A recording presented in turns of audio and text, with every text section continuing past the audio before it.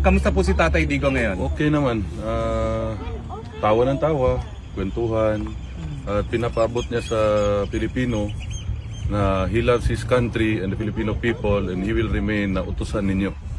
Galing pa sa tatay niya raw, sa kanya hanggang sa aming mga anak. Yun yung gusto niya paabot sa inyo na kami ay forever, ang pamilya namin, maging utusan ng mga Pilipino.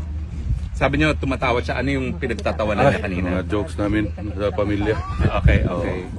Ano ho, may mga special request ba siya or? Yun, pajama. So bibili ako mamaya, Primark lang siguro para mura. Oh, Primark. Lado ng Primark. Tapos yun, brief, mga ganyan. Tapos itong jacket gusto niya. Hindi naman maiwan. Anong style ng brief? Sir, may tanong kasi sir kung nalabhan na ba daw nimo ang brief sa imong papa? Karon na pa sa sulod, basi Monday siguro.